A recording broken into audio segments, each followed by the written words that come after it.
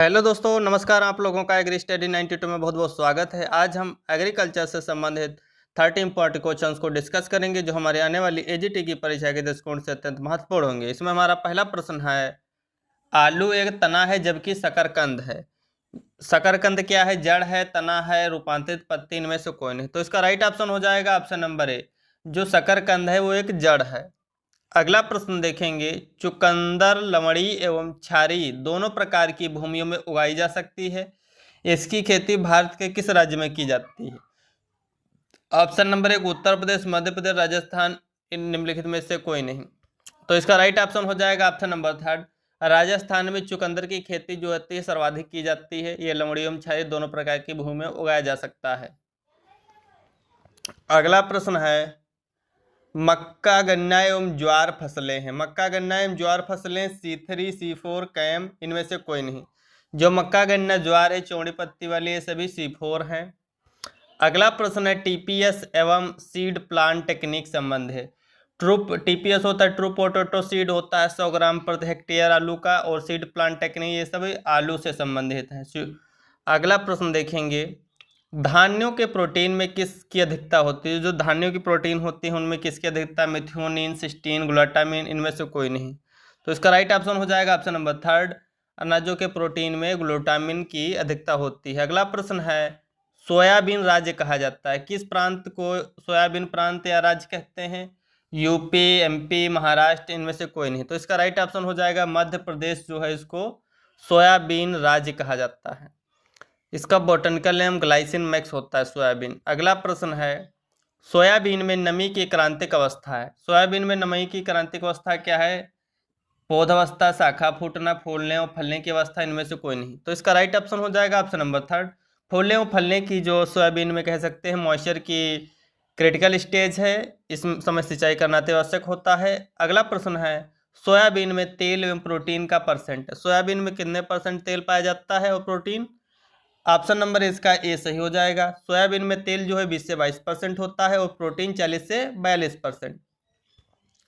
अगला प्रश्न है, बुआई से पूर्व दलहनों के प्रयोग किया जाने वाला प्रभावी खरपतवार नाशी है। बुआई से पूर्व हम दलहनी क्रम में कौन से वीडिसाइड का उपयोग करते हैं? ऑप्शन नंबर है ब्यूटाक्लोर, फ्लोरोक्लोरिन, 2,4-D, पेंडिमिथिलिन। तो इसका राइट ऑप्शन हो जाएगा, दलहनियों में हम फ्लुक्लोरिन का उपयोग करते हैं बुआई से पूर्व। अगला प्रश्न देखेंगे, इक्रिसेट से विकसित विश्व में अरहर की प्रथम संकर किस्म है। इक्रिसेट जो international crop research institute for semi arid tropics से जो है ICPH 8 अरहर की वैरायटी विकसित की गई, ये प्रथम संकर किस्म थी। अगला प्रश्न है, अरहर गेहूं फसल चक्र के लिए उपयुक्त अरहर की किस्में हैं। बहार, मुक्ता, लक्ष्मी, आशा, प्रभाव, सारणी, उपास, 120 एवं प्रभात। तो इसका राइट ऑप्शन हो जाएगा ऑप्शन नंबर थर्ड, जो उपास, 120 एवं प्रभात जो अरहर की वैरायटी हैं, ये गेहूं अरहर फसल चक्र के लिए उपयुक्त हैं। अगला प्रश्न है, आलू की सबसे खतरनाक बीमारी पछेती झुलसा यानी लेट ब्लाइट ऑफ पोटैटो, ये किस फंगस से होती है? ऑप्शन नंबर है Phytophthora, infestans, B Rhizoctonia solani, third है फ्यूजेरियम ऑक्सीस्पोरियम, इनमें से कोई नहीं। तो इसका राइट ऑप्शन हो जाएगा ऑप्शन नंबर फर्स्ट, आलू की सबसे खतरनाक बीमारी जो है फाइटोफथोरा इन्फेस्टेंस है। अगला प्रश्न है, तंबाकू के जलने की गुणवत्ता में सुधार निम्न में किसके प्रयोग से होता है? तंबाकू का जो ज्वलनशील गुण होता है वो किसके प्रयोग से सुधार किया जा सकता है? नाइट्रोजन, फास्फोरस, पोटेशियम, लोहा। तो इसका राइट ऑप्शन हो जाएगा ऑप्शन नंबर थर्ड, जो पोटेशियम के यूज से तंबाकू का जो ज्वलनशील गुण होता है उसको सुधार सकते हैं। अगला प्रश्न है, कौन सा जोड़ा गलत है? CRR central rice research institute कहाँ है? कटक, उड़ीसा में। अगला है IISR Indian institute of sugar cane research, गन्ना से। CISR जो कॉटन रिसर्च से संबंधित है, और उपरोक्त सभी। तो इसका राइट ऑप्शन हो जाएगा ऑप्शन नंबर फर्स्ट, जो है CRR आलू से संबंधित नहीं है। अगला प्रश्न देखेंगे, कौन सा युग्म सही है? क्रीडा शुभम से है, IPNS पोषक तत्व, ये भी सही, DWS खरपतवार। तो इसका राइट ऑप्शन हो जाएगा ऑप्शन नंबर 4, ये सभी सही हैं। अगला प्रश्न है, सोयाबीन का राष्ट्रीय शोध केंद्र स्थित है। सोयाबीन का राष्ट्रीय शोध केंद्र कहाँ है? जबलपुर, जयपुर, इंदौर, लखनऊ। तो इसका राइट ऑप्शन हो जाएगा इंदौर में सोयाबीन का राष्ट्रीय शोध केंद्र स्थित है। अगला प्रश्न देखेंगे, मूंगफली की फसल में निराई गुड़ाई एवं मेड़ी चढ़ाना किस अवस्था पर वर्जित है, नहीं करना चाहिए? ऑप्शन नंबर ए, पौध के समय, पैगिंग के समय, परिपक्वता के समय, इनमें से कोई नहीं। तो इसका राइट ऑप्शन हो जाएगा ऑप्शन नंबर 2। पेगिंग के समय जो है निराई गुड़ाई यानी इंटरकल्चर ऑपरेशन नहीं करने चाहिए मूंगफली में। अगला प्रश्न है स्टेरिफिकेशन के कारण तेल में कड़वाहट आ जाती है। किसमें स्टेरिफिकेशन प्रोसेस होती है जिससे क्या होता है तेल में कड़वाहट आ जाती है? सरसों के तेल, तिल के तेल, सूरजमुखी, धान के तेल। तो इसका राइट ऑप्शन हो जाएगा ऑप्शन नंबर 3, सूरजमुखी के तेल में स्टेरिफिकेशन के कारण कड़वाहट आ जाती है। अगला प्रश्न है कपास में रुई का परसेंट या जिनिंग परसेंट कितना होता है? कपास में जिनिंग परसेंट ऑप्शन नंबर 10 से 15, बी 20 से 22, थर्ड है 24 से 43, डी 50 से अधिक। तो इसका राइट ऑप्शन हो जाएगा ऑप्शन नंबर 3। कपास में रुई परसेंट जो होता है लगभग 24 से 43% होता है। अगला प्रश्न देखेंगे भारत में प्रति व्यक्ति भूमि की उपलब्धता है। ऑप्शन नंबर इसका 3 सही हो जाएगा। 0.15 हेक्टेयर जो है भारत में प्रति व्यक्ति भूमि की उपलब्धता है। अगला प्रश्न देखेंगे निम्न में सुमेलित है। कौन सुमेलित है? आलू पछेती झुलसा, धान ब्लास्ट है, गन्ना लाल सड़न, उपरोक्त सभी। तो इसका राइट ऑप्शन हो जाएगा ऑप्शन नंबर 4, ये सभी सही है। अगला प्रश्न देखेंगे निम्न में सुमेलित है। गेहूं करनाल बंट होता है, इसमें गेहूं में अनावत कंडुआ भी होता है, मटर पाउडरी मिल्ड्यू, ये भी उपरोक्त सभी हो जाएगा। अगला प्रश्न है सल्फर कोटेड यूरिया में नाइट्रोजन परसेंट होता है। जो सल्फर कोटेड यूरिया होते हैं उसमें नाइट्रोजन कितने परसेंट होता है? 20, 3, 36, 46। तो इसका राइट ऑप्शन हो जाएगा ऑप्शन नंबर 3। जो सल्फर कोटेड यूरिया होते हैं उसमें नाइट्रोजन 36% होता है, बाकी वाली जो है 46% होता है।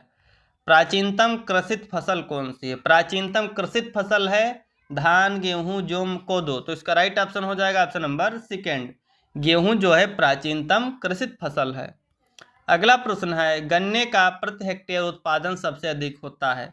गन्ने का प्रति हेक्टेयर उत्पादन सबसे अधिक होता है तमिलनाडु में। ऑप्शन नंबर 1 सही हो जाएगा। अगला प्रश्न है संपूर्ण गन्ने की बुआई करने पर नीचे की आंखों से अंकुरण कम होने का कारण। जब हम पूरा गन्ना बुआई कर देंगे तो नीचे वाला जो है उसमें जर्मिनेशन कम होता है। क्यों होता है कम? अधिक चीनी के कारण, या कम सक्रिय आंखें, या एपिकल डोमिनेंस, इनमें से कोई नहीं। तो इसका राइट ऑप्शन हो जाएगा ऑप्शन नंबर 3, एपिकल डोमिनेंस के कारण जो है नीचे की आंखों से अंकुरण कम होता है।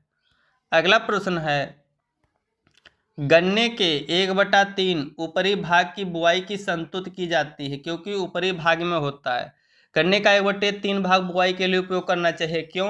क्योंकि ऊपरी भाग में आंखें सक्रिय होती हैं, ये भी सही है। जल विलेय, शर्करा, ग्लूकोज की अधिकता होती है, ये भी सही। कीट एवं रोगों से सुरक्षित होती हैं, ये सभी सही हो जाएंगे। अगला प्रश्न है गन्ने के किल्ले जो गन्ने के रोग में विकसित नहीं हो पाते हैं, हरे चारे के रोग में प्रयोग किए जाते हैं, उन्हें क्या कहते हैं? गन्ने की फसल में जो कहते हैं पोड़ा होते हैं वो गन्ने के रूप में विकसित नहीं हो पाते हैं, उन्हें कहते हैं सिल्वरी सूट या वाटर सूट, ट्रैक सूट, इनमें से कोई नहीं। तो इसका राइट ऑप्शन हो जाएगा ऑप्शन नंबर 2। उन्हें बोलते हैं वाटर सूट जिनको हम चारे के रूप में प्रयोग करते हैं, ये गन्ने के रूप में डेवलप नहीं हो पाते हैं। अगला प्रश्न है गन्ने की कटाई हेतु रिफ्रैक्टोमीटर द्वारा बिक्स की रीडिंग होनी चाहिए। ऑप्शन नंबर ए इसका सही हो जाएगा। गन्ने की कटाई है तो रिफ्रैक्टोमीटर द्वारा बिक्स की रीडिंग 17 से अधिक होना चाहिए। अगला प्रश्न है गन्ने का सर्वाधिक क्षेत्रफल उत्पादन एवं चीनी मिलों की संख्या किस राज्य में है? तो इसका राइट ऑप्शन हो जाएगा ऑप्शन नंबर 3, यूपी में सर्वाधिक गन्ने का क्षेत्रफल है, चीनी मिलें हैं, उत्पादन भी सर्वाधिक है इस समय।